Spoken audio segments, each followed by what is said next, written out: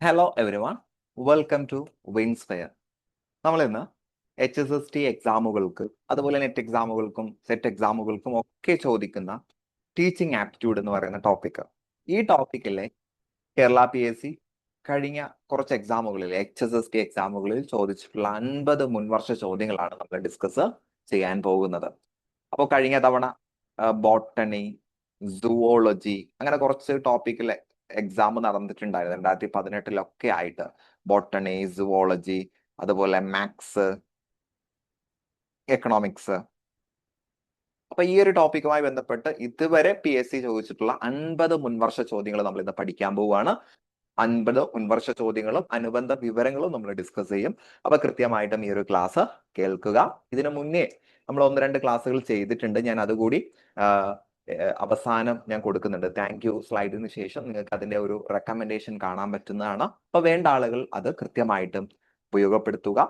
So ഞാൻ start ചെയ്യുന്നു.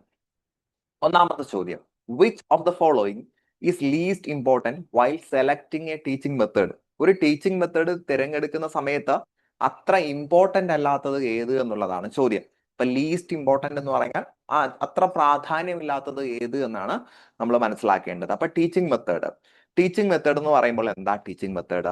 Teaching method എന്ന് പറഞ്ഞാൽ ഒരു ക്ലാസ് മുറിയിൽ നാം ചെയ്യേണ്ട കാര്യങ്ങളുടെ ഒരു ഓവറോൾ പ്ലാനിനെയാണ് നമ്മൾ ടീച്ചിങ് മെത്തേഡ് എന്ന് പറയുന്നത്.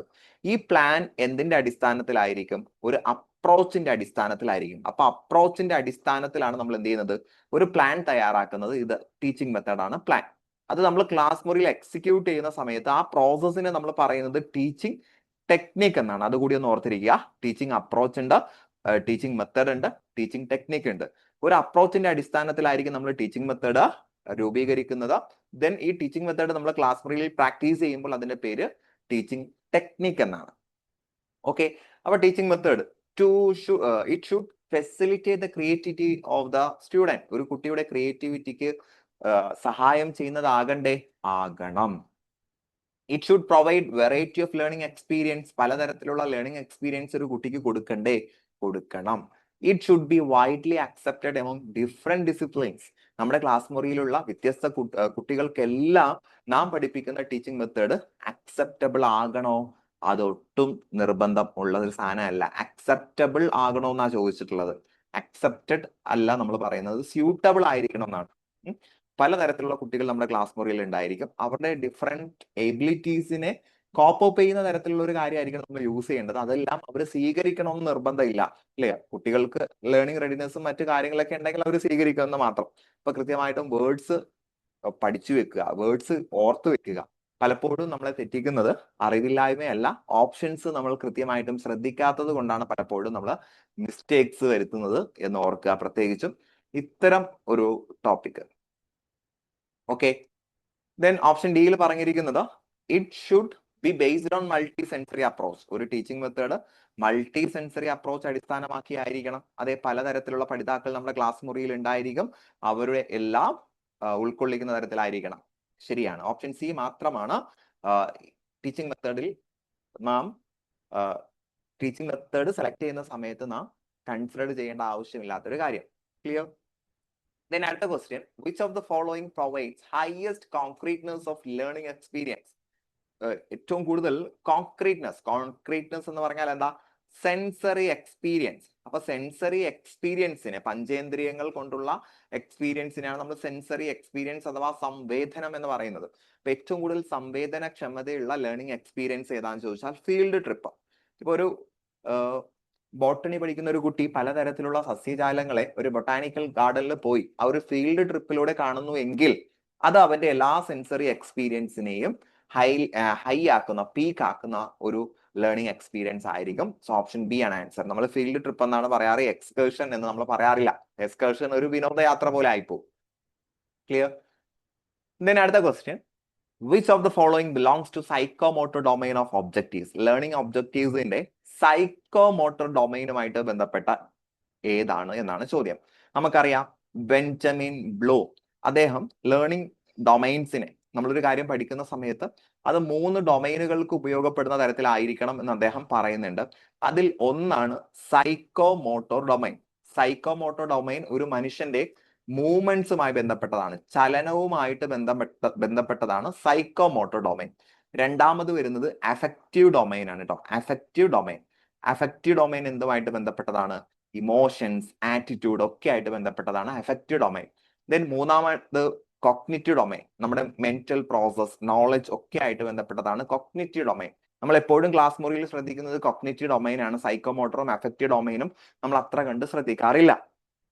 ഓക്കെ, അത് അപകടം ചെയ്യുന്ന ഒരു സാധനമാണ് കേട്ടോ അങ്ങനെ ശ്രദ്ധിക്കാതിരുന്നാൽ. നമുക്ക് നോക്കാം സൈക്കോമോട്ടർ ഡൊമൈനുമായിട്ട് ബന്ധപ്പെട്ടത്. Development of information processing skill, ഒരു വിവരത്തെ കൃത്യമായിട്ട് മനസ്സിലാക്കുമ്പോൾ അവിടെ ഏത് ഡൊമൈൻ ആണ് വർക്ക് ചെയ്യുന്നത്? കോഗ്നിറ്റീവ് ഡൊമൈൻ ആണ് അല്ലെ. Then development of desirable attitude എന്തുമായിട്ട് ബന്ധപ്പെട്ടതാണ്? ആറ്റിറ്റ്യൂഡ് ഒക്കെ അഫക്റ്റീവ് ഡൊമൈനുമായിട്ട് ബന്ധപ്പെട്ടതാണ്. ദെൻ മാനിപ്പുലേഷൻ, ഇമിറ്റേഷൻ ഒക്കെ എവിടെ വരുന്നതാണ്? Psychomotor domain. So option C ആണ് ആൻസർ കേട്ടോ.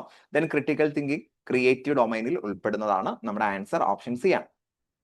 ദെൻ അടുത്ത question, which of the following does not emphasize time restriction? താഴെ കുറച്ച് ടെസ്റ്റുകളാണ് തന്നിട്ടുള്ളത്. ഈ ടെസ്റ്റുകളുടെ കൂട്ടത്തിൽ സമയപരിധിയുടെ ആവശ്യമില്ലാത്തത് ഏത് എന്നുള്ളതാണ് ചോദ്യം. ഇവിടെ നിങ്ങൾ നോക്കൂ, ഓപ്ഷൻ ബിയും സിയും നമുക്ക് വലിയ കൺഫ്യൂഷൻ ഉണ്ടാവില്ല. ഇപ്പൊ പെർഫോമൻസ് ടെസ്റ്റ് ഒരു നിശ്ചിത സമയത്തിനുള്ളിലായിരിക്കണം, ഒരു ടൈം ബൗണ്ട് ആയിട്ടായിരിക്കണം നടത്തിയിരിക്കേണ്ടത്, അത് ഉറപ്പാണ്. ദെൻ സമ്മേറ്റീവ് ടെസ്റ്റ് നമ്മുടെ എക്സാമിനൊക്കെ നടത്തുന്നത് സമ്മേറ്റീവ് ടെസ്റ്റ് ആണ്. അതിന് കൃത്യമായിട്ട് നമ്മൾ സമയം മുന്നോട്ട് വെക്കാറില്ലേ? സമയം മുന്നോട്ട് വെക്കാറുണ്ട്. സോ ഇത് രണ്ടും നമുക്ക് ഡൗട്ട് അടിക്കുന്ന സാധനമല്ല. പിന്നെ ഉള്ളത് ഡയഗ്നോസ്റ്റിക് ടെസ്റ്റും പ്രോഗ്നോസ്റ്റിക് ടെസ്റ്റ് ആണ്. നിങ്ങളൊന്ന് ചിന്തിക്കൂ, ഡയഗ്നോസ്റ്റിക് ടെസ്റ്റിൽ നമ്മൾ എന്തിനാണ് പ്രിഫറൻസ് കൊടുക്കുന്നത്? കുട്ടിയുടെ പ്രശ്നങ്ങൾ, കുട്ടിക്ക് ഏതെങ്കിലും തരത്തിലുള്ള പ്രശ്നങ്ങൾ ഉണ്ട് എങ്കിൽ, ഡെഫിഷ്യൻസി ഉണ്ടെങ്കിൽ കണ്ടെത്താനാണ്. അവിടെ നമ്മൾ ടൈമിനെ അല്ല നോക്കേണ്ടത്. ഡയഗ്നോസ്റ്റിക് ടെസ്റ്റിൽ സമയത്തെ അല്ല നോക്കേണ്ടത്, നേരെ മറിച്ച് കുട്ടി ഏതെങ്കിലും തരത്തിലുള്ള ബുദ്ധിമുട്ട്, ഡിഫിക്കൽറ്റി അനുഭവിക്കുന്നുണ്ടോ എന്നാണ് നമ്മൾ നോക്കുന്നത്, സമയത്തെ നോക്കില്ല. നമ്മുടെ ആൻസർ ഓപ്ഷൻ ഡി ആണ്. ഇനി എന്തുകൊണ്ട് പ്രോഗ്നോസ്റ്റിക് ടെസ്റ്റ് വന്നില്ല? പ്രോഗ്നോസ്റ്റിക് ടെസ്റ്റ് എന്ന് പറഞ്ഞാൽ ഫ്യൂച്ചർ സക്സസിന് ആവശ്യമായിട്ടുള്ള കാര്യം ഒരു കുട്ടിയിൽ ഉണ്ടോ, ഒരു കുട്ടിയിൽ ഉണ്ടോ എന്ന് അറിയാനാണ് നമ്മൾ പ്രോഗ്നോസ്റ്റിക് ടെസ്റ്റ് നടത്തുന്നത്. അതും സമയബന്ധിതമായി തന്നെ നടത്തണം. സമയബന്ധിതമായി നടത്തി കഴിഞ്ഞാൽ മാത്രമേ കൃത്യമായിട്ടും ഒരു കുട്ടിയുടെ കഴിവിനെ നമുക്ക് അളക്കാൻ പറ്റുള്ളൂ. ഓപ്ഷൻ ഡിയിൽ മാത്രമാണ് ടൈം റെസ്ട്രിക്ഷൻ നമ്മൾ കൊടുക്കാത്തത്. ക്ലിയർ? ദെൻ അടുത്ത ചോദ്യം, which type is most useful for setting personalised learning goals? Personalised learning goal set ചെയ്യാൻ ഏറ്റവും ഉപയോഗം. ഓരോ വ്യക്തികളും വ്യത്യസ്തരാണ് അല്ലെ, അപ്പൊ അവർക്ക് ഓരോ വ്യക്തിക്കും പറ്റിയ ലേണിംഗ് ഗോൾസ് സെറ്റ് ചെയ്യാൻ നമ്മളെ സഹായിക്കുന്നത് ഇപ്സറ്റേവ് ആണ് കേട്ടോ. ഇപ്സറ്റേവ് ടെസ്റ്റ് എന്ന് പറഞ്ഞാൽ എന്താ? നമുക്ക് നോം റെഫറൻസ്ഡ് ടെസ്റ്റ് അറിയാം, NRT അഥവാ നോം റെഫറൻസ്ഡ് ടെസ്റ്റ് കേട്ടിട്ടില്ലേ? നോം റെഫറൻസ്ഡ് ടെസ്റ്റിൽ നമ്മൾ എന്താ ചെയ്യുക? ഇപ്പൊ PSC നടത്തുന്നത് ഒരു നോം റെഫറൻസ്ഡ് ടെസ്റ്റ് ആണ്. ഒരു എക്സാമിൽ ഒരു കുട്ടിയുടെ മാർക്കിനെ മറ്റൊരു കുട്ടിയുടെ മാർക്കുമായി താരതമ്യം ചെയ്തുകൊണ്ട് റാങ്കിങ് നൽകുന്നത് നോം റെഫറൻസ് ടെസ്റ്റ് ആണ്. അപ്പൊ ഈ NRTയിൽ ഒരു കുട്ടിയെ മറ്റു കുട്ടിയെ അപേക്ഷിച്ച് എത്രത്തോളം പെർഫോമൻസ് ചെയ്യുന്നുണ്ട് എന്ന് മനസ്സിലാക്കി വിലയിരുത്തുകയാണ് ചെയ്യുന്നത് എങ്കിൽ ഇപ്സറ്റേവ് ടെസ്റ്റിൽ എന്താണ് ചെയ്യുന്നത്? ഒരാളുടെ തന്നെ ഒരു ഇൻഡിവിജ്വലിന്റെ തന്നെ പെർഫോമൻസ് മുൻകഴിഞ്ഞ പെർഫോമൻസുമായിട്ട് താരതമ്യം ചെയ്യുകയാണ് ഇപ്സറ്റേവ് ടെസ്റ്റിൽ ചെയ്യുന്നത്. അപ്പൊ നമ്മുടെ പേഴ്സണലൈസ്ഡ് ലേണിംഗ് ഗോൾസ് ഒക്കെ സെറ്റ് ചെയ്യാൻ നല്ലത് ഇപ്സറ്റേവ് ആണ്. ക്ലിയർ? ദെൻ അടുത്ത question, which pair of aids would be effective in a mixed ability class room? നമ്മുടെ ക്ലാസ് മുറിയിൽ പലതരത്തിലുള്ള കുട്ടികൾ ഉണ്ടാകും. അത്തരം മിക്സഡ് എബിലിറ്റി ക്ലാസ് മുറിയിൽ ഏറ്റവും എഫക്റ്റീവ് ആയിട്ടുള്ളത് എന്ത്? അപ്പൊ ഒരു മിക്സഡ് എബിലിറ്റി ലെവൽ ക്ലാസ് മുറി ആകുമ്പോൾ പലതരത്തിലുള്ള ലേണേഴ്സ് ഉണ്ടാകും. അവരെ എല്ലാം ഉൾക്കൊള്ളിക്കുന്ന തരത്തിലുള്ള ഒരു എയ്ഡ് കൊടുക്കണം എന്നുള്ളതാണ് ചോദ്യം. നമുക്ക് നോക്കിയാലോ. ഓഡിയോ ബുക്സ് ആൻഡ് റേഡിയോ രണ്ടും ആരെ മാത്രമാണ് ഫോക്കസ് ചെയ്യുന്നത്? ഓഡിയോ ബുക്ക് ആയാലും റേഡിയോ ആയാലും ഓഡിറ്ററി ലേണേഴ്സിനെ മാത്രമേ ഫോക്കസ് ചെയ്യുന്നുള്ളൂ. അപ്പൊ മിക്സഡ് എബിലിറ്റി അവിടെ ആയില്ല. Then educational videos and models. Educational videos എന്ന് പറയുമ്പോൾ അത് വിഷ്വൽ എയ്ഡ് ആണ് അല്ലെ, വിഷ്വൽ എയ്ഡും ഓഡിറ്ററി എയ്ഡ് ആണ്. അപ്പോൾ ഓഡിറ്ററി ലേണേഴ്സും വന്നു, വിഷ്വൽ ലേണേഴ്സും വന്നു. ദെൻ മോഡൽസ്, പലതരത്തിലുള്ള മാതൃകകൾ നമുക്ക് കാണാൻ പറ്റും, അതേപോലെ നമുക്ക് തൊട്ടൊക്കെ നോക്കാൻ പറ്റില്ലേ, ടച്ച് ചെയ്തൊക്കെ നോക്കാൻ പറ്റില്ലേ, ഇല്ലേ? അപ്പൊ അവിടെ ആര് കൂടി വന്നു?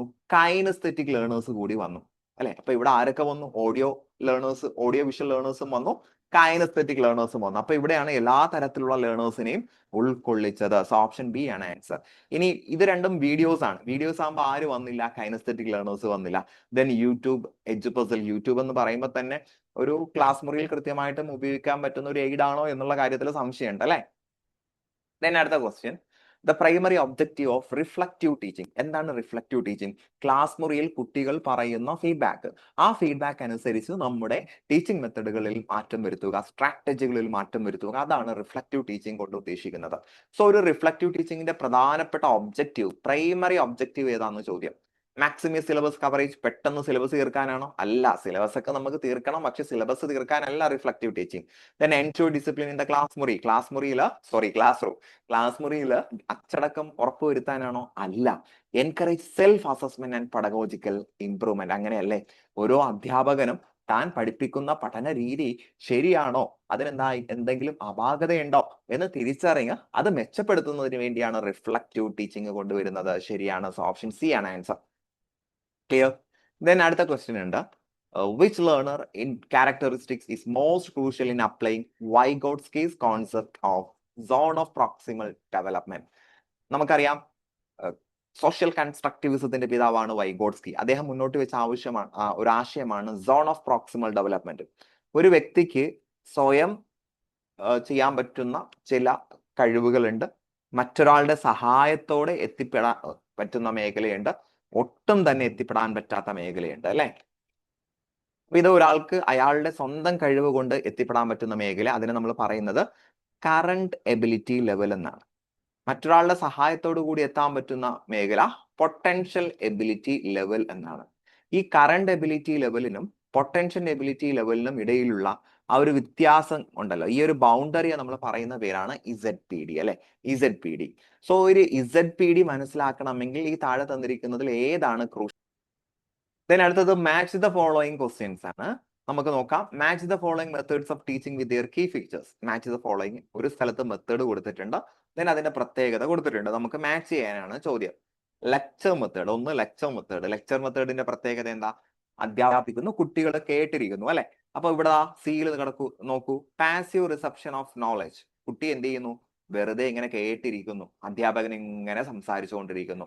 അപ്പൊ ഒന്നിന് നമുക്ക് സി, നിസംശയം പറയാം 1C. അപ്പൊ ഇവിടെ 1C കൊടുപ്പുണ്ട്, ഇവിടെ ഒരു 1C കിടപ്പുണ്ട്, ഇവിടെ 1C കിടപ്പുണ്ട്. എന്ത് വെട്ടി? സി വെട്ടി. Then project method. പ്രൊജക്ട് മെത്തേഡിന്റെ പ്രത്യേകത എന്താ? പ്രൊജക്ട് മെത്തേഡ് ആകുമ്പോൾ പരമാവധി കുട്ടികൾ അതിനകത്ത് പാർട്ടിസിപ്പേറ്റ് ചെയ്യും അല്ലെ. എൻകറേജസ് ആക്റ്റീവ് ലേണിംഗ്, പരമാവധി കുട്ടികൾ അതിനകത്ത് പാർട്ടിസിപ്പേറ്റ് ചെയ്യും. ഡിസ്കഷൻ മെത്തേഡിലും പരമാവധി കുട്ടികൾ പാർട്ടിസിപ്പേറ്റ് ചെയ്യും അല്ലെ, പരമാവധി കുട്ടികൾ പാർട്ടിസിപ്പേറ്റ് ചെയ്യും. അപ്പൊ നമുക്ക് അവിടെ ഒരു സംശയം വരും, അപ്പൊ ഇത് പ്രൊജക്ട് മെത്തേഡ് ആണോ ഡിസ്കഷൻ മെത്തേഡ് ആണോ? സോ ഇവിടെ ഒരു ഓപ്ഷൻ കണ്ടോ, സ്റ്റുഡന്റ് സെറ്റഡ് ആണ് ക്രിട്ടിക്കൽ തിങ്കിങ്. ക്രിട്ടിക്കൽ തിങ്കിങ്ങിനെ സഹായിക്കുന്നത് ഡിസ്കഷൻ മെത്തേഡാണ്. ഒരുപാട് ആഴത്തിൽ ഒരു കാര്യത്തെ കുറിച്ച് ചിന്തിക്കാൻ നമ്മളെ സഹായിക്കുന്നത് ഡിസ്കഷൻ മെത്തേഡാണ്. പ്രൊജക്ട് മെത്തേഡ് ക്രിട്ടിക്കൽ തിങ്കിങ്ങിനെ അല്ല, കൂടുതൽ ക്രിയേറ്റീവ് തിങ്കിങ്ങിലേക്കാണ് നമ്മളെ നയിക്കുന്നത്. അപ്പൊ നമുക്ക് 2നെ D ആയിട്ട് ബന്ധിപ്പിക്കാം, 3നെ B ആയിട്ട് ബന്ധിപ്പിക്കാം. Programmed learning self based linear learning ആണ്. ഒരേ തരത്തിൽ പ്രോഗ്രാംഡ് ലേണിംഗ് എന്ന് പറയുമ്പോൾ തന്നെ മാറ്റമില്ലാതെ ഒരേ നിലയിൽ ഇങ്ങനെ കണ്ടിന്യൂ ചെയ്ത് പോകുന്നതിനാണ് നമ്മൾ എന്ത് പറയുക? പ്രോഗ്രാംഡ് ഇൻസ്ട്രക്ഷൻ എന്ന് പറയുക. സോ ഓപ്ഷൻ ബി ആണ് ആൻസർ കേട്ടോ. ഇപ്പൊ ലെക്ചർ മെത്തേഡ് സി, ദെൻ പിന്നെ പറഞ്ഞ ഏതാ? 2 പ്രൊജക്ട് മെത്തേഡ് D ആണ്, എല്ലാ കുട്ടികളുടെയും പങ്കാളിത്തം ഉറപ്പിക്കുന്നു. Then discussion method student centred ആണ്, കുട്ടികൾ ക്രിട്ടിക്കൽ ആയിട്ട് തിങ്ക് ചെയ്യുന്നു. പ്രോഗ്രാംഡ് ലേണിംഗ് നമ്മൾ പറയുന്ന പേര് സെൽഫ് ബേസ്ഡ് ലീനിയർ ലേണിംഗ്, പഠനം ഒരേ നിലയ്ക്ക് ഇങ്ങനെ മുന്നോട്ട് പോകാൻ സഹായിക്കുന്നു. ക്ലിയർ? ദെൻ അടുത്ത question, it is always better to begin with the children see, feel and experiment then arguing and generating. To which maxim of teaching this statement is related? ഇപ്പൊ കുട്ടികളെ പഠിപ്പിക്കുന്ന സമയത്ത് ആദ്യം കുട്ടികൾക്ക് സെൻസ് ചെയ്യാൻ പറ്റുന്ന, സീ, ഫീൽ, എക്സ്പെരിമെന്റ് എന്ന് പറയുമ്പോൾ സെൻസ് ചെയ്യാൻ പറ്റുന്ന കാര്യങ്ങൾ പഠിപ്പിക്കുക. അതിനുശേഷമാണ് കുട്ടികൾക്ക് യുക്തിപൂർവ്വം ചിന്തിക്കാൻ പറ്റുന്ന കാര്യങ്ങൾ പഠിപ്പിക്കേണ്ടത്.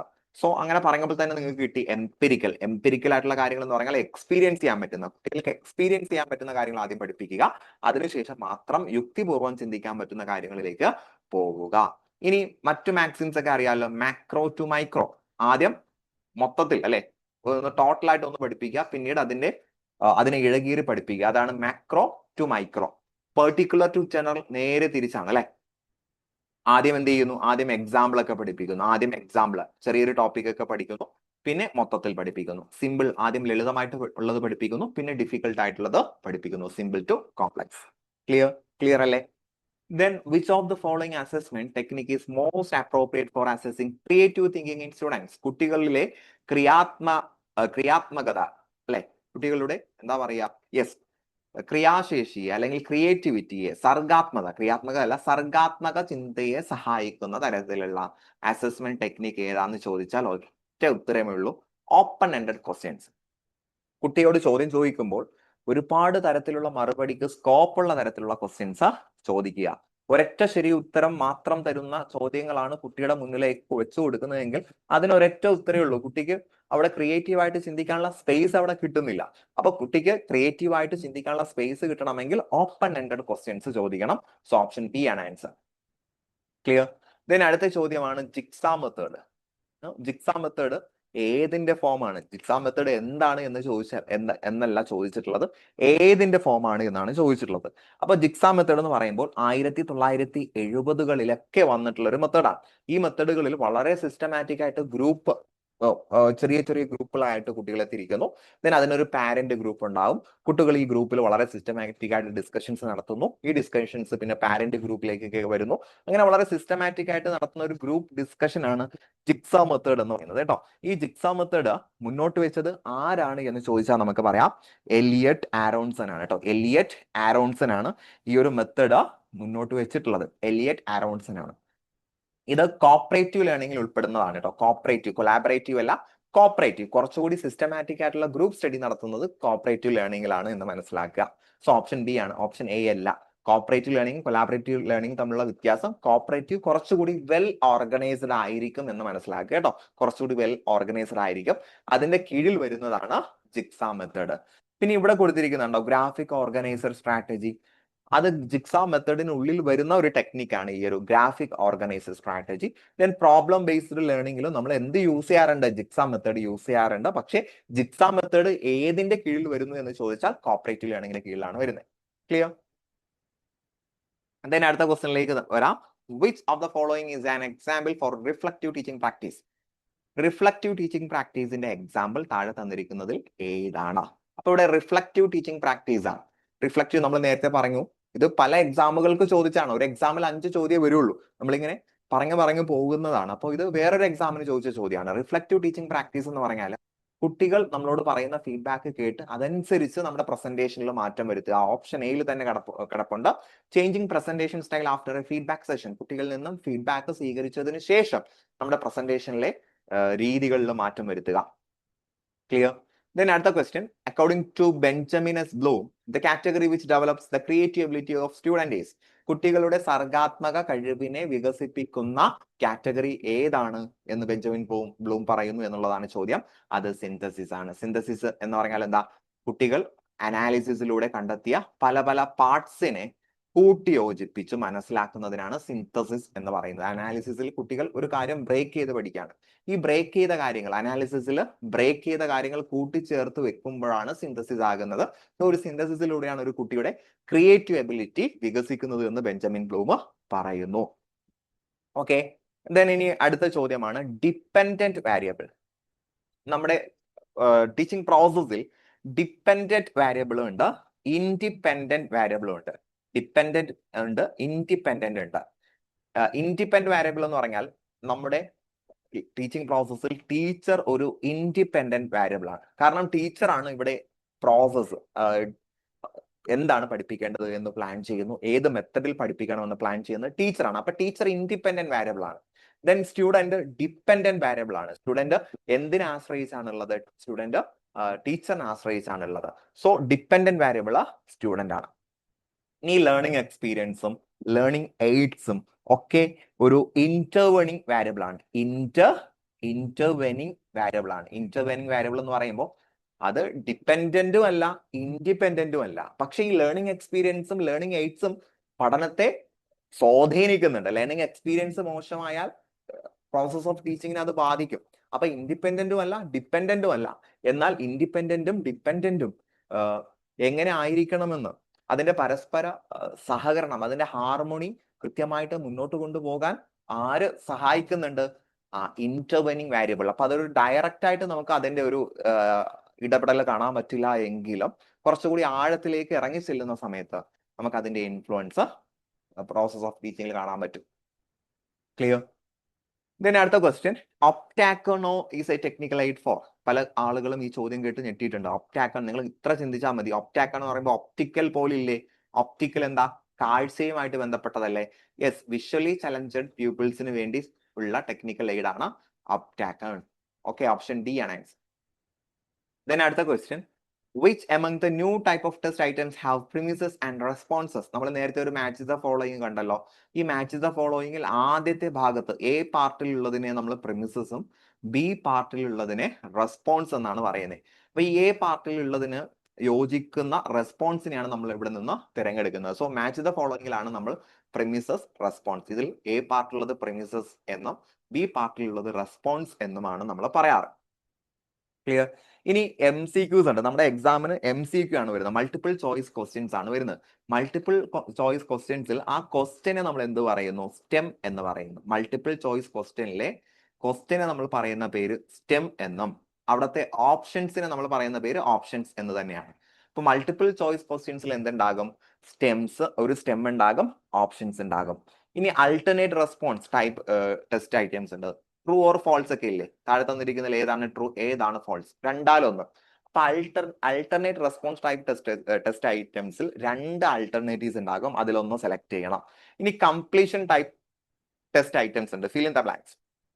ഫിൽ ഇൻ ദ ബ്ലാങ്ക്സിൽ നമ്മൾ എന്താ നോക്കുന്നത്? സപ്ലൈ ആണ് അല്ലെ? ഒരു വേർഡ് സപ്ലൈ, കറക്റ്റ് ആയിട്ടുള്ള വേർഡ് നമുക്ക് സപ്ലൈ ചെയ്യാൻ പറ്റുന്നുണ്ടോ എന്നാണ് ഇവിടെ നോക്കുക, ഫിൽ ഇൻ ദ ബ്ലാങ്ക്സിൽ നോക്കുക. ക്ലിയർ? അപ്പൊ മാച്ച് ദ ഫോളോയിങ്ങിലാണ് പ്രിമിസസും റെസ്പോൺസും ഉള്ളത്. MCQയിൽ സ്റ്റെമ്മും ഓപ്ഷൻസും ആണുള്ളത്. അൾട്ടർനേറ്റീവ് റെസ്പോൺസിൽ അഥവാ ട്രൂ ഫോൾസിൽ 2 ഓപ്ഷൻസ് ആണ് ഉണ്ടാവുക, ഒരെണ്ണം സെലക്ട് ചെയ്യണം. ദെൻ കംപ്ലീഷൻ ടൈപ്പ് അഥവാ ഫിൽ ഇൻ ദ ബ്ലാങ്ക്സിൽ എന്താ ഉണ്ടാവുക? സപ്ലൈ വേർഡ്സ് ആണ് ഉണ്ടാവുക. ക്ലിയർ? ദെൻ അടുത്ത ക്വസ്റ്റ്യൻ ആണ്, എപ്പി position of the epidiascope is used to project the. അപ്പൊ ഇതൊരു സയൻസ് എക്സാമിന് ചോദിച്ചതാണ്, പക്ഷെ എല്ലാ ടോപ്പിക്സിനും എല്ലാ സബ്ജക്റ്റിലുള്ള എക്സാമുകൾക്കും ചോദിക്കാൻ പറ്റുന്ന ഒരു ചോദ്യമാണ്. എപ്പിഡയോസ്കോപ്പ് എന്ന് പറഞ്ഞാൽ അത് എന്തിനെ പ്രൊജക്ട് ചെയ്യുന്നതെന്ന് നമ്മൾ ആദ്യം മനസ്സിലാക്കണം. ഇപ്പൊ രണ്ട് തരത്തിലുള്ള പ്രൊജക്ഷൻസ് ആണ് നമുക്കുള്ളത്. നമുക്ക് ഒരു ഫ്ലാറ്റ് ഒപ്പേക്ക് ഒബ്ജക്റ്റ്, പ്രകാശം കടത്തിവിടാത്ത ഒബ്ജക്റ്റിനെയാണ് നമ്മൾ ഒപ്പേക്ക് എന്ന് പറയുന്നത്. ഈ ഒപ്പേക്ക്, ഇപ്പൊ എന്റെ മുന്നിൽ ഒരു സാധനം ഇരിക്കുകയാണ്, ഒരു പെൻ ഇരിക്കുകയാണ്. ഇതൊക്കെ ഈ പെന്ന് കണ്ടോ, ഇത് ഒപ്പേക്കാണ്, ഇത് പ്രകാശം കടത്തിവിടില്ല. ഞാൻ ഇതിനെ ഒരു ലൈറ്റിന്റെ മുന്നിലേക്ക് വെച്ച് കഴിഞ്ഞാൽ ഇതിന്റെ ഒരു ഷാഡോ എനിക്ക് തൊട്ടപ്പുറത്തുള്ള ഒരു ചുമരിലേക്ക് പ്രൊജക്ട് ചെയ്യാൻ കഴിയില്ലേ? അപ്പൊ അങ്ങനെ നമുക്ക് പ്രൊജക്ട് ചെയ്യാൻ പറ്റും. ഇനി ഈ ഒരു സ്കെയില് കണ്ടോ, ഈ സ്കെയില് സൂര്യപ്രകാശത്തെ കടത്തിവിടുന്ന ട്രാൻസ്പെറന്റ് ആണ്. ഇതിലൂടെയും എനിക്ക് എന്ത് ചെയ്യാൻ പറ്റും? പ്രൊജക്ഷൻ പറ്റും. അപ്പൊ ഒപ്പാക്ക് ഒബ്ജക്റ്റുകളെയും ട്രാൻസ്പെറന്റ് ആയിട്ടുള്ള സ്ലൈഡ്സിനെ, അത് നമ്മൾ പറയുന്നത് ട്രാൻസ്പെറന്റ് സ്ലൈഡ്സ്, രണ്ടിനെയും പ്രൊജക്ട് ചെയ്യാൻ പറ്റും.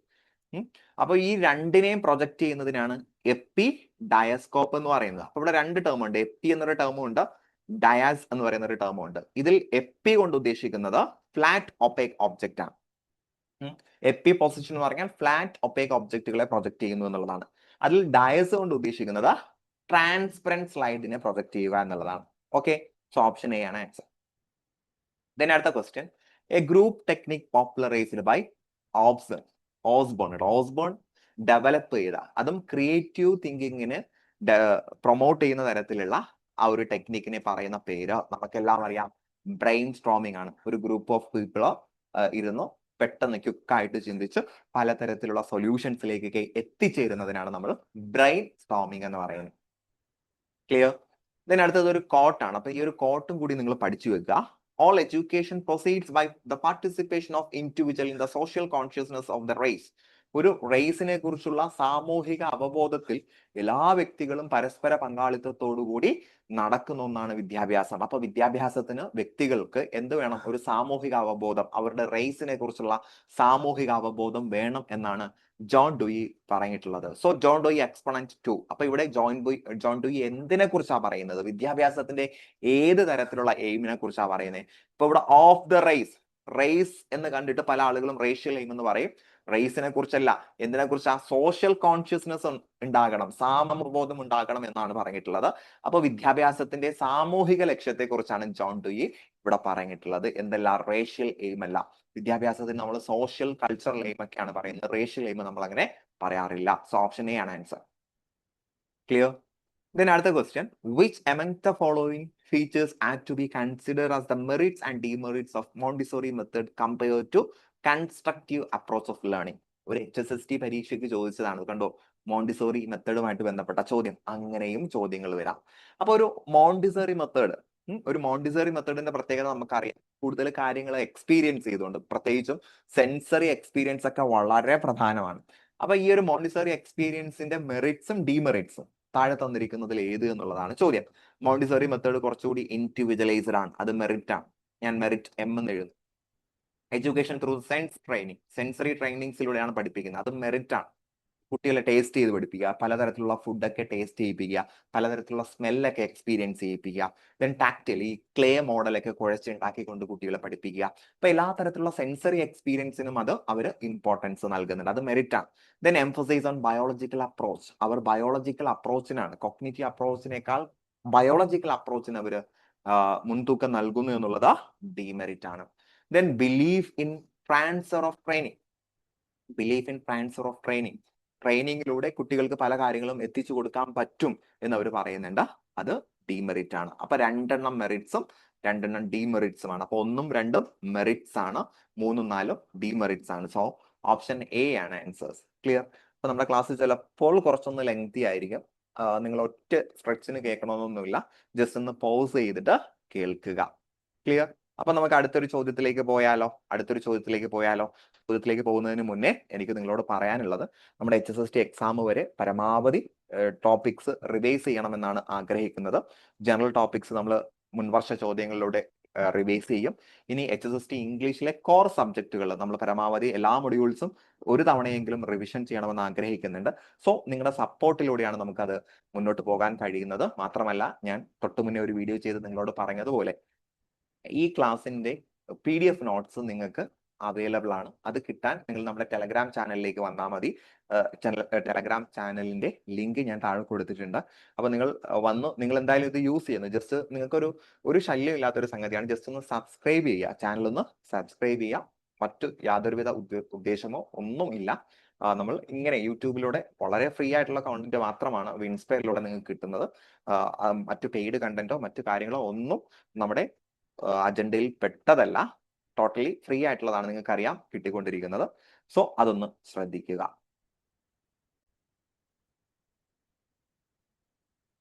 ഓക്കെ, നമുക്ക് കണ്ടിന്യൂ ചെയ്യാം.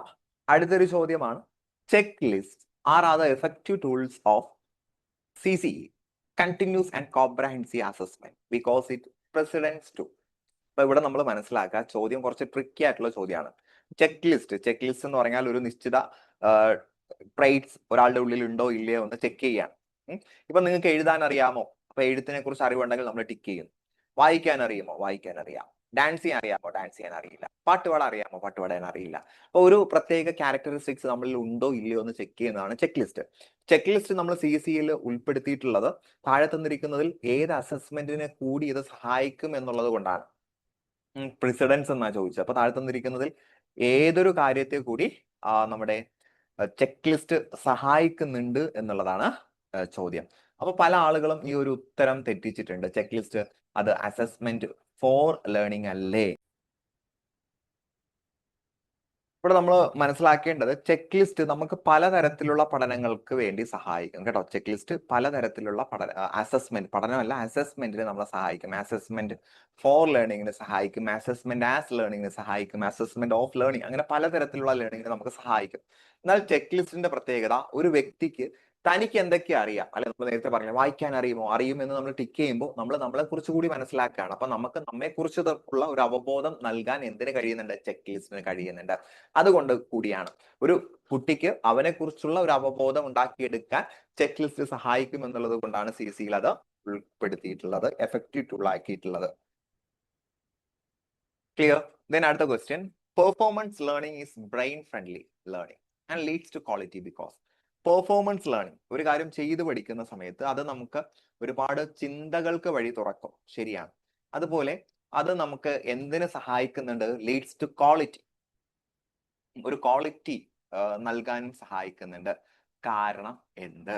കാരണം എന്ത് എന്ന് ചോദിച്ചാൽ, ഒരു പെർഫോമൻസ് ലേണിംഗ്, ഒരു കാര്യം നമ്മൾ പ്രവർത്തിച്ച് പഠിക്കുന്ന സമയത്ത് ഇനി അടുത്തത് എന്ത് ചെയ്യാൻ പറ്റും?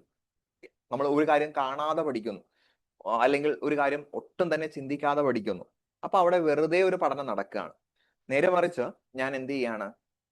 എങ്ങനെ എന്റെ പഠനം നന്നായിട്ട് മുന്നോട്ട് കൊണ്ടുപോകാം, എന്റെ പഠനത്തിൽ എന്തൊക്കെ ശ്രദ്ധിക്കണം എന്ന് പഠിക്കുന്നതോടൊപ്പം പഠിച്ചതനുസരിച്ച് നമ്മൾ പെർഫോം ചെയ്യുന്നു. പെർഫോമൻസ് ലേണിംഗിലൂടെ പഠിക്കുന്ന സമയത്ത് അടുത്ത സ്റ്റേജിൽ എന്റെ സ്കിൽ ഡെവലപ്മെന്റ് എങ്ങനെ നടക്കണം എന്ന് കൂടി ഐഡന്റിഫൈ ചെയ്യാൻ സഹായിക്കുന്നു കേട്ടോ. Identifies the next stage in skill development. അപ്പൊ സ്കിൽ ഡെവലപ്മെന്റിൽ അടുത്തത് എന്ത് എന്ന് തിരിച്ചറിയാൻ പെർഫോമൻസ് ലേണിംഗ് സഹായിക്കുന്നുണ്ട്. ക്ലിയർ? പിന്നെ അടുത്ത question, which of the following thinking skill is not related with reasoning? റീസണിങ്ങുമായിട്ട് ബന്ധമില്ലാത്ത തിങ്കിങ് സ്കിൽ.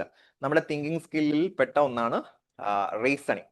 റീസണിങ് എന്ന് പറഞ്ഞാൽ എന്താ? ഒരു കാര്യത്തെക്കുറിച്ച് കൃത്യമായിട്ടും ചിന്തിക്കാൻ, ഒരു സംഭവത്തെക്കുറിച്ച് കൃത്യമായിട്ടും ആഴത്തിൽ ചിന്തിക്കാൻ, ഒരു ഹയർ ലെവൽ തോട്ട് പ്രോസസ് ആണ് റീസണിങ്. ആഴത്തിൽ ചിന്തിക്കാൻ, അതിന് പിന്നിലുള്ള കാരണങ്ങളെ കുറിച്ച് മനസ്സിലാക്കാൻ ഒക്കെ സഹായിക്കുന്നത് റീസണിങ് ആണ്. Reasoning.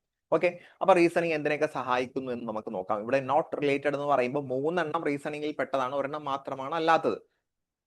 So ability to draw interference and make deductions. നമുക്ക് അനുമാനങ്ങൾ ഉണ്ടാക്കാൻ റീസണിങ് സഹായിക്കുന്നുണ്ട് അല്ലെ. Ability to draw inference and make deductions എന്ന് പറയുമ്പോൾ നമ്മുടെ മുന്നിൽ വരുന്ന ഒരുപാട് പർട്ടിക്കുലർ ഈവൻസ്, അവകളുടെ അടിസ്ഥാനത്തിൽ നമുക്കൊരു ഡിഡക്ഷൻ എന്ന് പറഞ്ഞാൽ അനുമാനത്തിൽ എത്താൻ റീസണിങ് സഹായിക്കുന്നുണ്ട് ഇല്ലേ. റീസണിങ് ഇപ്പോ എക്സാമിനൊക്കെ റീസണിങ് ടെസ്റ്റ് എന്നൊക്കെ പറയുന്നുണ്ടല്ലോ, മെന്റൽ എബിലിറ്റി, മെന്റൽ റീസണിങ്. അവിടെ നമ്മൾ പല കാര്യങ്ങൾ ഇങ്ങനെ ചിന്തിച്ച് നമ്മൾ ഒരു ഫൈൻഡിങ്ങിലേക്ക് എത്തുന്നു. അപ്പൊ ഒരു ഡിഡക്ഷനിലേക്ക്, ഒരു അനുമാനത്തിലേക്ക്, അല്ലെങ്കിൽ ഒരു നിഗമനത്തിലേക്ക് എത്താൻ റീസണിങ് സഹായിക്കുന്നുണ്ട്, ശരിയാണ്. Then uses precise language to explain what I think.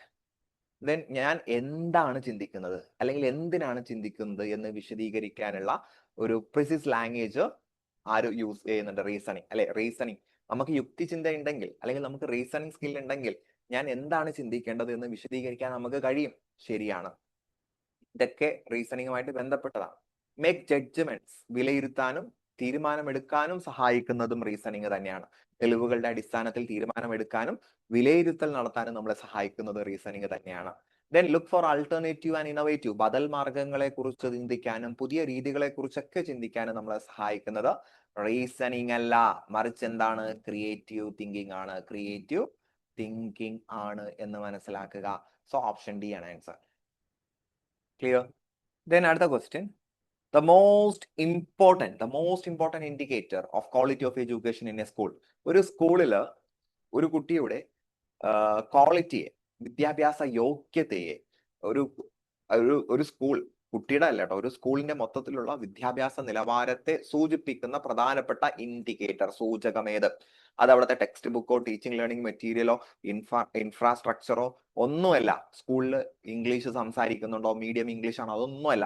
മറിച്ച് കുട്ടികളുടെ അച്ചീവ്മെന്റ് ആണ് അല്ലെ, കുട്ടികളുടെ നേട്ടമാണ്. അതുകൊണ്ടാണല്ലോ നമ്മുടെ സ്കൂളുകളിലൊക്കെ റിസൾട്ട് വരുന്ന സമയത്ത് അതെല്ലാം ഡിസ്പ്ലേ ചെയ്യുന്നത്, സ്കൂളിലെ കുട്ടികളുടെ അച്ചീവ്മെന്റ്. അപ്പൊ നിങ്ങൾ ഒരു നല്ല സ്ഥാപനത്തെ കുറിച്ച് ചിന്തിക്കുമ്പോൾ ആ സ്ഥാപനത്തിൽ നിന്ന് അത് ജെന്യൂൻ റിസൾട്ട് ആയിരിക്കണം കേട്ടോ, ജെന്യൂൻ റിസൾട്ട് ആയിരിക്കണം. അപ്പൊ ഒരു സ്ഥാപനത്തിന്റെ റിസൾട്ടിനെ കുറിച്ച് നമ്മൾ ചിന്തിക്കുക, ആ സ്ഥാപനം കാരണമായിട്ട് എത്ര കുട്ടികൾക്ക് അച്ചീവ്മെന്റ്സ് ഉണ്ടാകുന്നുണ്ട് എന്ന് ചിന്തിക്കുക.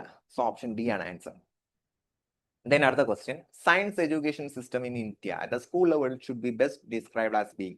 ഇന്ത്യയിലെ സ്കൂൾ ലെവലിലുള്ള ശാസ്ത്ര വിദ്യാഭ്യാസ രീതി എങ്ങനെയാണ് കൃത്യമായിട്ട് നമുക്ക് വിലയിരുത്താൻ അല്ലെങ്കിൽ സൂചിപ്പിക്കാൻ കഴിയുക? അപ്പൊ ഇത് സയൻസ് ആണ്. സയൻസ് ടീച്ചേഴ്സിനെ ചോദിക്കുക അങ്ങനെയില്ല, എല്ലാ ടീച്ചേഴ്സും അറിയേണ്ടതാണ്. നമുക്കറിയാം സയൻസ് ആക്ടിവിറ്റി സെന്റേർഡ് ആയിട്ടാണ് പഠിപ്പിക്കുക, ചെയ്താണ് കുട്ടികളെ പഠിപ്പിക്കുക അല്ലെ, ആക്ടിവിറ്റി സെന്റേർഡ് ആണ്. ദെൻ അടുത്തത് ഒരു പ്രാക്ടിക്കൽ ലെവൽ ചോദ്യമാണ്. നമ്മളൊന്ന് ചിന്തിക്കേണ്ട, വളരെ എളുപ്പത്തിൽ ഉത്തരം കിട്ടുന്ന ഒരു ചോദ്യമാണ് അല്ലെ. നമ്മളെല്ലാവരും ടീച്ചേഴ്സാണ്, നമ്മൾ വളരെയധികം ഇംപാർഷ്യൽ ആയിട്ടാണ് കുട്ടികളോട് ബിഹേവ് ചെയ്യുന്നത്. അതുകൊണ്ട് തന്നെ നമുക്കിത് വളരെ എളുപ്പമാണ്. ചോദ്യം എങ്ങനെയാണ്? If you have been given the additional responsibility of student scholarships, കുട്ടികൾക്ക് പലതരത്തിലുള്ള സ്കോളർഷിപ്പ് സ്റ്റേറ്റ് ഗവൺമെന്റും സെൻട്രൽ ഗവൺമെന്റും ഒക്കെ കൊടുക്കുന്നുണ്ട്. അതിന്റെ ഉത്തരവാദിത്തം നമ്മളെയാണ് ഏൽപ്പിച്ചത് എന്ന് കരുതുക. എന്നാൽ നിങ്ങൾ എന്ത് ചിന്തിക്കും? അപ്പൊ ഇങ്ങനെ ഒരു റെസ്പോൺസിബിലിറ്റി കിട്ടുമ്പോൾ നിങ്ങൾ എങ്ങനെ ചിന്തിക്കും എന്നുള്ളതാണ് ചോദ്യം. So it is the ability of all students to enquire about the scholarship details. കുട്ടികൾ എല്ലാവരോടും പറയുകയാണ്, കുട്ടികളെ ഇങ്ങനെ ഒരു സ്കോളർഷിപ്പ് ഉണ്ട്, നിങ്ങൾക്ക് വേണമെങ്കിൽ വന്ന് അന്വേഷിക്കുക. അതാണോ ശരിയായ രീതി? അല്ല.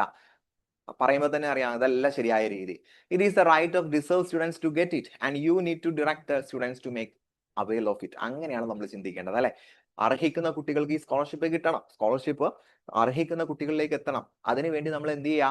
കുട്ടികളെ അതിലേക്ക് കൊണ്ടുവരിക. നമ്മൾ കുട്ടികളിലേക്ക്, നിങ്ങൾക്ക് ഇങ്ങനെ ഒരു സംഗതി ഉണ്ട്, നിങ്ങൾ അതിന് ട്രൈ ചെയ്യുക, നിങ്ങൾക്ക് അർഹതപ്പെട്ടതാണ്, അവരുടെ അവകാശമാണ് എന്ന രീതിയിലാണ് നമ്മൾ ചിന്തിക്കേണ്ടത്. ബാക്കി ഓപ്ഷൻസ് ഒക്കെ നമുക്ക് നോക്കാം. അതൊക്കെ നമ്മൾ ചിന്തിക്കേണ്ട പോലും കാര്യം വരുന്നില്ല, അല്ലെ? കുട്ടികൾക്ക്, അധ്യാപകരോട് ഫേവർ ചെയ്യുന്ന കുട്ടികൾക്ക് സ്കോളർഷിപ്പ് കൊടുക്കുക നമ്മൾ ഒരിക്കലും ചിന്തിക്കില്ല. അതുപോലെ മറ്റുള്ള അധ്യാപകർ എനിക്ക് പണി തന്നതാണ്, അല്ലെ, ഇങ്ങനെ ഒരു ഡ്യൂട്ടി എനിക്ക് തന്നു, ഇത് ഭയങ്കര ടാസ്ക് ആയി പോയി, അങ്ങനെയൊന്നും ഒരിക്കലും അധ്യാപകൻ ചിന്തിക്കാൻ പാടില്ല, അല്ലെ? നമ്മൾ പഠിപ്പിക്കുക മാത്രമല്ല, ബാക്കിയുള്ള ചില വർക്ക്സ് കൂടി സ്കൂളിൽ നമ്മൾ ചെയ്യേണ്ടി വരും, അല്ലെ? ദെൻ അടുത്ത ക്വസ്റ്റ്യൻ, എന്താണ് ലേണിംഗ്? ലേണിംഗ് എന്ന് പറഞ്ഞാൽ എന്താ? ഇപ്പൊ ഇവിടെ PSC കൊടുത്തിട്ടുള്ള ഉത്തരം ഓപ്ഷൻ സി ആണ്. ഒരാളുടെ ഉള്ളിൽ ഉണ്ടാകുന്ന മാറ്റമാണ് ലേണിംഗ്. യെസ്, ശരിയാണ്. ലേണിംഗ് നമ്മൾ നേടിയെടുക്കുന്നതാണ്, അബ്സോർബ് ചെയ്യുന്നതാണ്, അതൊക്കെ ശരിയാണ്. എന്നാൽ കുറച്ചുകൂടി ആക്യുറേറ്റ് ആയിട്ട് നമുക്ക് പറയാൻ പറ്റുന്നത് നമ്മുടെ ഉള്ളിൽ നമ്മുടെ ചിന്തകളിലൊക്കെ ഉണ്ടാകുന്ന മാറ്റമാണ് learning. So learning implies occurring within. Learning എന്നതുകൊണ്ട് ഉദ്ദേശിക്കുന്നത് ഒരാളുടെ ഉള്ളിൽ നടക്കുന്നതാണ്. ഒരാളുടെ ഉള്ളിൽ നടക്കുന്ന ചിന്തയിലെ, പെരുമാറ്റത്തിലെ ഒക്കെ മാറ്റമാണ് ലേണിംഗ്. ക്ലിയർ? ദെൻ അടുത്ത question, for a meaning learning to take place. ഒരു അർത്ഥവത്തായ പഠനം നടക്കണമെങ്കിൽ അവിടെ ലേണർ ഷുഡ്, അവിടുത്തെ ഒരു പഠിതാവിന് എന്താണ് ഉണ്ടാകേണ്ടത്? അവസരം മാത്രം കിട്ടിയാൽ പോരാ, മോട്ടിവേഷൻ മാത്രം കിട്ടിയാൽ പോരാ, പഠിക്കാനുള്ള കഴിവുണ്ടായാൽ മാത്രം പോരാ, ഇതെല്ലാം വേണം, അല്ലെ? അവന് എബിലിറ്റി ഉണ്ടാകണം, മോട്ടിവേഷൻ ചെയ്യാനുള്ള മോട്ടിവേഷൻ ഉണ്ടാകണം. എബിലിറ്റി ഉണ്ടാകണം, ചെയ്യാനുള്ള മോട്ടിവേഷൻ കൂടി ഉണ്ടാകണം എന്ന് കൃത്യമായിട്ടും മനസ്സിലാക്കുക. ക്ലിയർ? ദെൻ അടുത്ത ക്വസ്റ്റ്യനിലേക്ക് പോവുകയാണ്. അടുത്ത ക്വസ്റ്റ്യൻ, അപ്പൊ ഇവിടെ നിങ്ങൾ ഓരോ ക്വസ്റ്റ്യൻസും, അല്ലെ, ചിലത് എളുപ്പമാണ്, ചിലത് കുറച്ച് ചിന്തിക്കേണ്ടതുണ്ട്. അപ്പൊ ചിന്തിച്ച് മാത്രം ഉത്തരം ചെയ്യുക. ഒരിക്കലും ഏതെങ്കിലും ഒരു ഓപ്ഷൻ കാണുമ്പോൾ തന്നെ ആൻസേഴ്സ് ഇതാണ് എന്ന് ഉറപ്പിക്കരുത്, അല്ലെ? ഇവിടെ പല ആളുകൾക്കും അബദ്ധം സംഭവിക്കാൻ സാധ്യതയുള്ള ഒരുപാട് പ്രാക്ടിക്കൽ ലെവൽ ക്വസ്റ്റ്യൻസ് ചോദിക്കുന്ന ഒരു ഏരിയ കൂടിയാണ് ടീച്ചിങ് ആപ്റ്റിറ്റ്യൂഡ്. ദെൻ അടുത്തൊരു ചോദ്യത്തിലേക്ക് പോകാം. Real world situations and simulations can be efficiency into classroom by. ഇവിടെ ചില കാര്യം എനിക്ക് കാണാൻ പറ്റുന്നില്ല കേട്ടോ. എന്തായാലും നമുക്ക് ഒരു റിയൽ വേൾഡ് സിറ്റുവേഷൻ ക്ലാസ് മുറിയിൽ എളുപ്പത്തിൽ കൊണ്ടുവരാൻ കഴിയുന്നത് എങ്ങനെ എന്നുള്ളതാണ് ചോദ്യം, അല്ലെ? Effectively brought into the class room.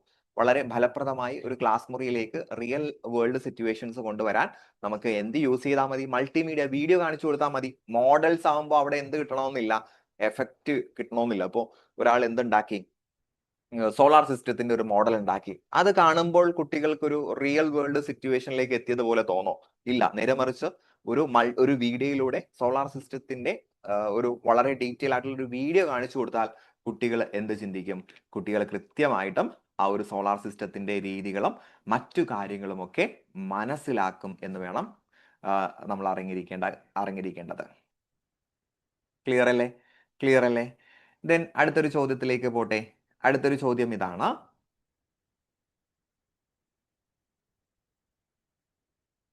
Project method is given more importance in effective learning as it. Project method എന്തിനാണ് കൂടുതൽ ഇമ്പോർട്ടൻസ് നൽകുന്നത്?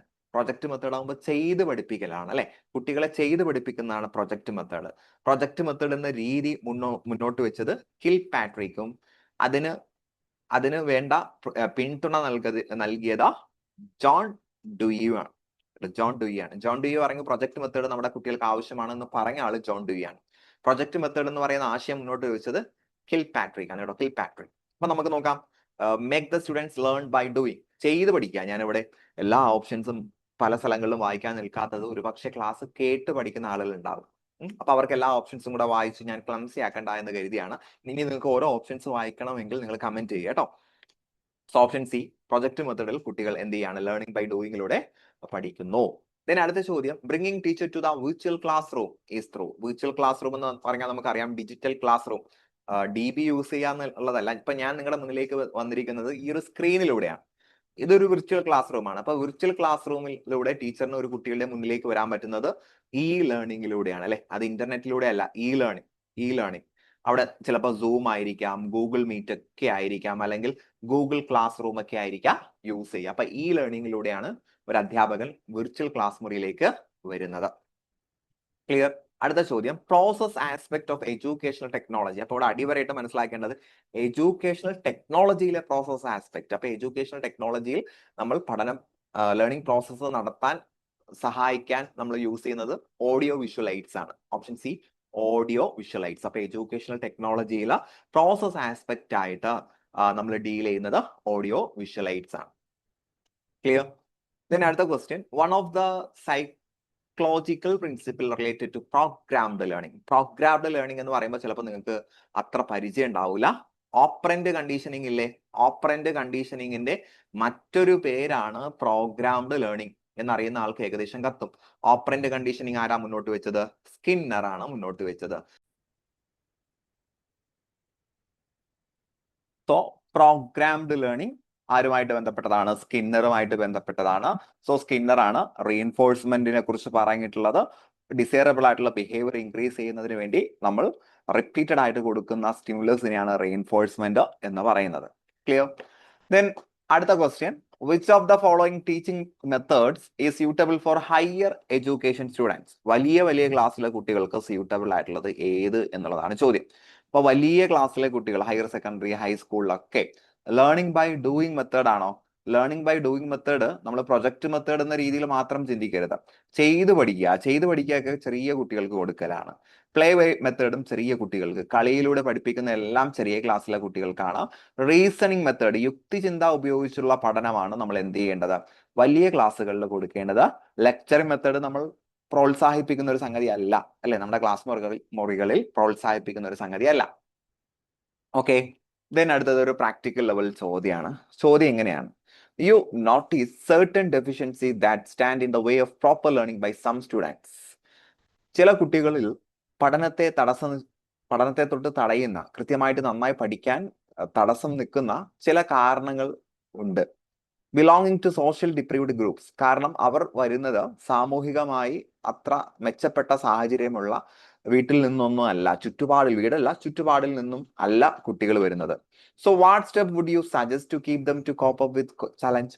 അപ്പോൾ ഇങ്ങനെ സാമൂഹിക പ്രാതികൂല്യം ബാധിച്ചിട്ടുള്ള കുട്ടികളെ മെച്ചപ്പെടുത്തുന്നതിന് വേണ്ടി കൊടുക്കാൻ പറ്റുന്നത് ഏത് തരത്തിലുള്ള രീതിയാണ്? താഴെ തന്നിരിക്കുന്നതിൽ ഏത് രീതിയാണ് പറ്റുന്നത് എന്നുള്ളതാണ് ചോദ്യം. ഓക്കെ, നമുക്ക് നോക്കാം. Arrange programme to compensate for the deficiencies caused by social deprivation. ഏത് കാരണം മൂലമാണോ അവർക്ക് സോഷ്യൽ ഡിപ്രിവേഷൻ, സാമൂഹികമായിട്ടുള്ള അപചയം, പ്രശ്നങ്ങൾ ഉണ്ടായിട്ടുള്ളത്, അതിനെ പരിഹരിക്കാൻ, അതിനെ കോമ്പൻസേറ്റ് ചെയ്യാൻ പറ്റുന്ന പ്രോഗ്രാംസ് അറേഞ്ച് ചെയ്യുക എന്നുള്ളതാണ് ഉത്തരം. ഓക്കെ, അപ്പോൾ കുട്ടികളുടെ ബാക്ക്ഗ്രൗണ്ട് നോക്കി അവിടെ നമ്മൾ പരിഗണിക്കണം. കാരണം അവർ സോഷ്യലി ഡിപ്രീവ്ഡ് ഗ്രൂപ്പ്സ് ആണ്, സോഷ്യലി ബാക്ക്വേർഡ് കമ്മ്യൂണിറ്റിയിൽ നിന്ന് വരുന്ന ആളുകളാണ്. അങ്ങനെയുള്ള സൊസൈറ്റീസ്, അങ്ങനെയുള്ള കുട്ടികൾ ഇപ്പോഴും നമ്മുടെ ക്ലാസ് മുറികളിൽ വരാൻ സാധ്യതയുണ്ട്. സോ അവരെ പരിഗണിച്ച് അവരുടെ പോരായ്മ മറികടക്കാൻ പറ്റുന്ന തരത്തിലുള്ള പ്രോഗ്രാംസ് അറേഞ്ച് ചെയ്യണം. ക്ലിയർ? ദെൻ അടുത്ത question, which evaluation method can be adopted at the end of the term to see how much one has learned? ഒരു കുട്ടി എത്രത്തോളം പഠിച്ചിട്ടുണ്ട് എന്ന് അറിയാൻ വേണ്ടി ഒരു ലേണിംഗ് പീരീഡ് കംപ്ലീറ്റ് ആയ സമയത്ത് നമ്മൾ നടത്തുന്ന എക്സാമിന് നമ്മൾ പറയുന്നത് അച്ചീവ്മെന്റ് ടെസ്റ്റ് അഥവാ സമ്മേറ്റീവ് എക്സാം, അല്ലെ? സമ്മേറ്റീവ് ഇവാലുവേഷൻ ആണ് എപ്പോൾ നമ്മൾ നടത്തുന്നു? ഒരു ലേണിംഗ് പ്രോസസ്സ് കംപ്ലീറ്റ് ആകുന്നു, അല്ലെങ്കിൽ ഒരു ടേം കംപ്ലീറ്റ് ആകുന്നു, അല്ലെ? ഒരു ടേം അല്ലെങ്കിൽ ഒരു അക്കാദമിക് ഇയർ കംപ്ലീറ്റ് ആകുന്നു, അപ്പോൾ നമ്മൾ നടത്തുന്നത് സമ്മേറ്റീവ് ടെസ്റ്റ് അല്ലെങ്കിൽ അച്ചീവ്മെന്റ് ടെസ്റ്റ് ആണ്. ഓക്കെ, അടുത്ത question, an organism is set to be motivated when we observe. ഒരു ജീവി അല്ലെങ്കിൽ ഒരു മനുഷ്യൻ മോട്ടിവേറ്റഡ് ആകുന്നു എന്ന് പറയുന്നത് എപ്പോഴാണ്? ഇപ്പൊ ഒരു മനുഷ്യൻ മോട്ടിവേറ്റഡ് ആണ് എന്ന് പറയുന്നത് അവൻ ഗോൾ ഡയറക്റ്റഡ് ബിഹേവിയർ ചെയ്യാൻ നിൽക്കുന്ന സമയത്താണ്. അവൻ എങ്ങനെയെങ്കിലും പെരുമാറുകയല്ല, മറിച്ച് ഒരു ലക്ഷ്യമുണ്ട്, ആ ലക്ഷ്യത്തിനനുസരിച്ച് ഒരാള് പ്രവർത്തനം ചെയ്യുന്നു, അപ്പോഴാണ് അവൻ മോട്ടിവേറ്റഡ് ആണ് എന്ന് പറയാൻ പറ്റുന്നത്. സൈക്കോളജി പ്രകാരം ability to do a work, അല്ലെങ്കിൽ ഒരാൾക്ക് ജോലി ചെയ്യാനുള്ള കഴിവ്, എനർജി നൽകുന്നതാണ് മോട്ടിവേഷൻ. ക്ലിയർ? ദെൻ അടുത്ത ക്വസ്റ്റ്യൻ എങ്ങനെയുണ്ട്? നല്ല നിലവാരമുള്ള ചോദ്യങ്ങളല്ലേ? അടുത്ത ചോദ്യത്തിലേക്ക് നമുക്ക് പോയാലോ? Which of the following in your opinion is the most desirable ability of an efficient teacher? ഒരു നല്ല ടീച്ചർ, അല്ലെ ഒരു നല്ല ടീച്ചറിന്റെ ഗുണത്തിൽ പെടുന്നത് താഴെ തന്നിരിക്കുന്നതിൽ ഏത് എന്നുള്ളതാണ് ചോദ്യം. So ability to generate friendship and admiration with students, കുട്ടികളുമായിട്ട് നല്ല കൂട്ടുകൂടുന്നത് നല്ല ടീച്ചർ എന്ന് പറയാൻ പറ്റുമോ? അത് നമുക്ക് പറയാൻ പറ്റില്ല കേട്ടോ. കുട്ടികളുമായിട്ട് ഫ്രണ്ട്ഷിപ്പ് സ്ഥാപിക്കണമെന്നൊന്നുമില്ല. ഇന്ന് കുട്ടികളുമായിട്ട് ഭയങ്കര ഫ്രണ്ട്ഷിപ്പിൽ ഇടപെടാനാണ് പല ടീച്ചേഴ്സും ശ്രമിക്കുന്നത്. അങ്ങനെ ചെയ്യുന്നത് തെറ്റൊന്നുമല്ല. ഫ്രണ്ട്ഷിപ്പ് പാടില്ല എന്നോ ഫ്രണ്ട്ഷിപ്പാണ് മികച്ചതോ അങ്ങനെയൊന്നുമില്ല. ഒരു ടീച്ചറിന് അവന്റെ ഒരു ടീച്ചറുടെ ലേണിംഗ് പ്രോസസ്സ് കൃത്യമായിട്ടും നടക്കാൻ കുട്ടികളുമായിട്ട് അടുത്തറിയണം, അല്ലെ? കുട്ടികളുമായിട്ട് ചേർന്ന് പ്രവർത്തിക്കണം. അതൊക്കെ ടീച്ചർ ചെയ്യേണ്ട കാര്യമാണ്. Then provide goal oriented learning experience. Teacher എന്ത് ചെയ്യുക? ഒരു goal oriented learning experience provide ചെയ്യുക. അതാണ് ഒരു ടീച്ചർ ശരിക്കും ചെയ്യേണ്ടത്. കുട്ടികൾക്ക് ഓരോ ക്ലാസ്സിലും കിട്ടേണ്ട ചില നിശ്ചിത ഒബ്ജക്റ്റീവ്സ് ഉണ്ട്. ഈ ഒബ്ജക്റ്റീവ്സ് നേടിയെടുക്കാൻ പറ്റുന്ന ലേണിംഗ് എക്സ്പീരിയൻസ് കുട്ടികൾക്ക് കൊടുക്കുക, അല്ലെ? ഗോൾ ഓറിയന്റഡ് ലേണിംഗ് എക്സ്പീരിയൻസ് കുട്ടികൾക്ക് കൊടുക്കുക. അതാണ് ഒരു മികച്ച അധ്യാപകൻ ചെയ്യുന്നത്. അവിടെ കുറച്ച് പാട്ട് പാടിക്കൊണ്ടോ കുറച്ച് നാടകങ്ങൾ കാണിച്ചുകൊണ്ടോ അങ്ങനെയൊന്നുമല്ല. നമുക്ക് കുട്ടികളിൽ കൃത്യമായി ലേണിംഗ് എക്സ്പീരിയൻസ് പ്രൊവൈഡ് ചെയ്യാൻ പറ്റുന്ന എന്തൊക്കെയുണ്ട് അതൊക്കെ നമുക്ക് ചെയ്യാം. ദെൻ അടുത്ത ചോദ്യം, which among the following is not a factor affects learning? പഠനത്തെ സ്വാധീനിക്കാത്ത ഘടകം, പഠനത്തെ സ്വാധീനിക്കാത്തത് എന്നുള്ളതാണ് കേട്ടോ. അപ്പൊ പഠനത്തിൽ ഇൻഡിവിജ്വൽ വേരിയബിൾ ഉണ്ട്, ടാസ്ക് വേരിയബിൾ ഉണ്ട്, മെത്തഡ് വേരിയബിൾ ഉണ്ട്. ഇൻഡിവിജ്വൽ വേരിയബിൾ എന്ന് പറഞ്ഞാൽ പഠനവുമായിട്ട് ബന്ധപ്പെട്ട് പഠിതാവിന്റെ സവിശേഷതകളാണ് ഇൻഡിവിജ്വൽ വേരിയബിൾ. ടാസ്ക് വേരിയബിൾ എന്ന് പറഞ്ഞാൽ ലേണിംഗ് കോണ്ടന്റ് ഉണ്ടല്ലോ, എന്താണ് പഠിപ്പിക്കുന്നത്, അതുമായിട്ട് ബന്ധപ്പെട്ടതാണ് ടാസ്ക് വേരിയബിൾ. മെത്തഡ് വേരിയബിൾ എന്ന് പറഞ്ഞാൽ പഠന രീതി ഉണ്ടല്ലോ, ആ ഒരു പ്രോസസ്സ്, അതുമായിട്ട് ബന്ധപ്പെട്ടതാണ് മെത്തഡ്. അപ്പൊ ഇൻഡിവിജ്വൽ ലേണറുമായിട്ട് ബന്ധപ്പെട്ടത്, ടാസ്ക് പഠിപ്പിക്കുന്ന കോണ്ടന്റുമായിട്ട് ബന്ധപ്പെട്ടത്, method learning process, learning environment ഒക്കെ ആയിട്ട് ബന്ധപ്പെട്ടത്. ഇനി മെമ്മറി ഉണ്ടോ? ഓർമ്മ, മെമ്മറി, ഇന്റലിജൻസ്, ഇതൊക്കെ എന്തിൽ ഉൾപ്പെട്ട സാധനമാണ്? ഇൻഡിവിജ്വൽ വേരിയബിളിന്റെ അകത്ത് വരുന്നതാണ് മെമ്മറി. അല്ലാതെ മെമ്മറി വേരിയബിൾ എന്ന് പറയുന്ന ഒരു സാധനം ഇല്ല. ഒരു പഠിതാവിന്റെ പഠനത്തിന് സഹായിക്കുന്ന അവന്റെ വ്യക്തിപരമായ വേരിയബിളിൽ പെട്ടതാണ് അവന്റെ ഇന്റലിജൻസ്, അവന്റെ മെമ്മറി, മറ്റു കാര്യങ്ങളൊക്കെ. ക്ലിയർ? ദെൻ അടുത്ത ക്വസ്റ്റ്യൻ, ആൻസർ ഓപ്ഷൻ ഡി ആണ് കേട്ടോ. അടുത്ത question, use of multiple choice questions for assessment. അസസ്മെന്റിന് വേണ്ടി നമ്മൾ മൾട്ടിപ്പിൾ ചോയ്സ് ക്വസ്റ്റ്യൻസ് യൂസ് ചെയ്യുന്നു.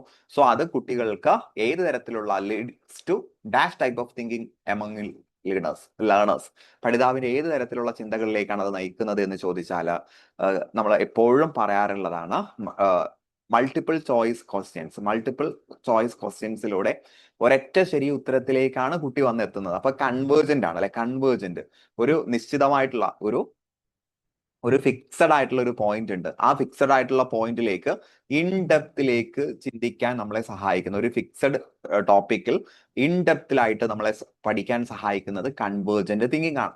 ജെ പി ഗിഫോർഡിന്റെ അഭിപ്രായത്തിൽ ഒരു മനുഷ്യന് രണ്ട് തരത്തിലുള്ള തിങ്കിങ് ഉണ്ട്, കൺവേർജന്റ്, ഡൈവേർജന്റ് ഒരു വിഷയത്തെക്കുറിച്ച് വ്യത്യസ്ത രീതിയിൽ ചിന്തിക്കാൻ പ്രേരിപ്പിക്കുന്നത് ഡൈവേർജന്റ് ആണ്. വ്യത്യസ്ത രീതിയിൽ ക്രിയേറ്റീവ് തിങ്കിങ്ങിന് സഹായിക്കുന്നത് ഡൈവേർജന്റ് ആണ്. കൺവേർജന്റ് എന്ന് പറഞ്ഞാൽ ഒരൊറ്റ വിഷയത്തിൽ ആഴത്തിൽ ചിന്തിക്കാൻ പ്രേരിപ്പിക്കുന്നത്. അപ്പൊ മൾട്ടിപ്പിൾ ചോയ്സ് ക്വസ്റ്റ്യൻസ് ഒക്കെ നമ്മൾ വർക്ക്ഔട്ട് ചെയ്യുന്ന സമയത്ത് ആ വിഷയവുമായി ബന്ധപ്പെട്ട് വളരെ വ്യക്തമായ ധാരണ ഉണ്ടാകുമ്പോഴാണ് നമുക്ക് അത് അറ്റൻഡ് ചെയ്യാൻ പറ്റുന്നത്. അപ്പൊ അവിടെ നമുക്ക് വേണ്ടത് കൺവേർജന്റ് തിങ്കിങ് ആണ്, എന്തല്ല ഡൈവേർജന്റ് തിങ്കിങ് അല്ല എന്ന് മനസ്സിലാക്കാം. ക്ലിയർ? Then അടുത്ത question, the method which ensures maximum participation of students in the teaching learning process. ഒരു ടീച്ചിങ് ലേണിംഗ് പ്രോസസ്സിൽ കുട്ടികളുടെ maximum participation,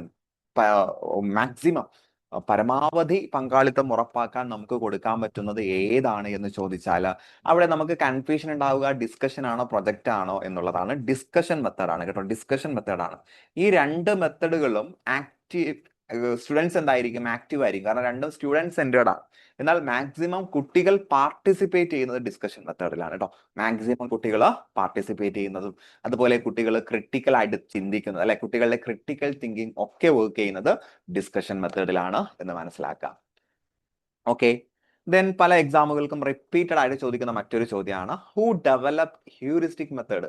heuristic method develop ചെയ്തത് ആര് എന്ന് ചോദിച്ചാൽ ഹെൻറി എഡ്വാർഡ് ആംസ്ട്രോങ് ആണ്. Henry Edward Armstrong. ഈ കിൽപാട്രിക് എന്തുമായിട്ട് ബന്ധപ്പെട്ടതാണ്? പ്രൊജക്ട് മെത്തേഡ് ഡെവലപ്പ് ചെയ്ത ആളാണ് കിൽപാട്രിക് എന്ന് മനസ്സിലാക്കുക. Project method clear. ദെൻ അടുത്ത question, teaching aids that provides multi sensory experience to learners. ഒരു പഠിതാവിന് പലതരത്തിൽ, മൾട്ടി സെൻസറി എന്ന് പറഞ്ഞാൽ പലതരത്തിലുള്ള സെൻസറി എക്സ്പീരിയൻസ് നൽകുന്നത് ഏത്? ഇവിടെ ഓഡിയോ എയ്ഡ്സ് ഏത് മാത്രമേ നൽകുന്നുള്ളൂ? ഓഡിറ്ററി എക്സ്പീരിയൻസ് മാത്രം. വിഷ്വൽ എയ്ഡ്സ് വിഷ്വൽ എക്സ്പീരിയൻസ് മാത്രം. ഓഡിയോ വിഷ്വൽ എയ്ഡ് ആകുമ്പോൾ 2 എക്സ്പീരിയൻസ്, ഓഡിറ്ററി ഉണ്ട്, വിഷ്വൽ ഉണ്ട്. അപ്പൊ മൾട്ടി സെൻസറി എക്സ്പീരിയൻസ് ആയിട്ട് ബന്ധപ്പെട്ടത് ഓപ്ഷൻ ബി ആണ്, അല്ലെ? ഓപ്ഷൻ ബി ആണ്. ഇവിടെ ക്രമം മാറിയാണ് വന്നിട്ടുള്ളത്. ഓപ്ഷൻ ബി ഇതായി കിടക്കുന്നതാണ് ശരിയായിട്ടുള്ള ഉത്തരം. ഓക്കെ, ദെൻ അടുത്ത question, which is not a characteristic of problem based learning. Problem based ലേണിംഗിന്റെ ക്യാരക്ടറിസ്റ്റിക്സ് അല്ലാത്തത്.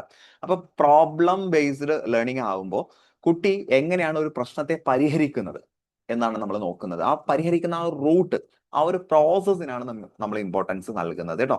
ആ ഒരു പ്രോസസ്സിനാണ് പ്രോബ്ലം ബേസ്ഡ് ലേണിംഗിൽ നമ്മൾ ഇമ്പോർട്ടൻസ് നൽകുന്നത്. അപ്പൊ ഇവിടെ അധ്യാപകൻ ഫെസിലിറ്റേറ്റർ ആയിരിക്കും, കുട്ടികൾ സെൽഫ് റെഗുലേറ്റഡ്.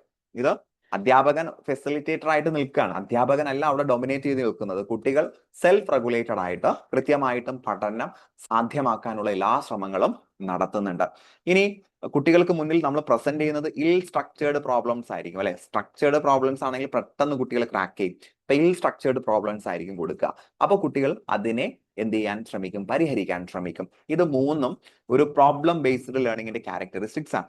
അവിടെ എന്തുണ്ടാവൂല, കുട്ടികൾ ഇന്ന പ്രോഡക്റ്റ് തന്നെ ഫൈനലി കൊണ്ടുവരണം, അങ്ങനെ ഇല്ല. ഒരു predetermined end product problem based ലേണിംഗിൽ ഇമ്പോർട്ടന്റ് അല്ല. അവിടെ നമ്മൾ നോക്കുന്നത് ഏത് രീതിയിൽ, ഏത് പ്രോസസ്സിലാണ് കുട്ടികൾ പ്രോബ്ലം സോൾവ് ചെയ്യുന്നത് എന്നുള്ളതാണ് നോക്കുന്നത്.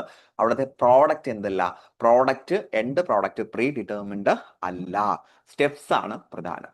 ക്ലിയർ? സോ ഓപ്ഷൻ ഡി ആണ് ആൻസർ. ദെൻ അടുത്ത question, field dependent learners R. കുട്ടികൾ എവിടെയാണോ ആ പഠനം ഏതുമായിട്ടാണോ ബന്ധപ്പെട്ടത് ആ ഫീൽഡിൽ പോയി പഠിക്കാൻ ആഗ്രഹിക്കുന്ന കുട്ടികളുണ്ട്. ആ കുട്ടികളുടെ പ്രത്യേകത സോഷ്യൽ ആൻഡ് കോഓപ്പറേറ്റീവ് ആണ്, അല്ലെ? അവർ സമൂഹവുമായിട്ട് ഇടപെട്ട് നിൽക്കുന്ന, പരസ്പരം സഹകരിച്ച് പഠനം മുന്നോട്ട് കൊണ്ടുപോകാൻ കഴിവുള്ള കുട്ടികളായിരിക്കും അത്തരത്തിലുള്ള കുട്ടികൾ. സോ ഓപ്ഷൻ സി ആണ് നമ്മുടെ ആൻസർ. ഓപ്ഷൻ സി ആണ് ആൻസർ. ദെൻ അടുത്തത് ക്വസ്റ്റ്യൻസ് കാണുമ്പോൾ വലിയൊരു ക്വസ്റ്റ്യൻ പോലെ ഉണ്ടാവും.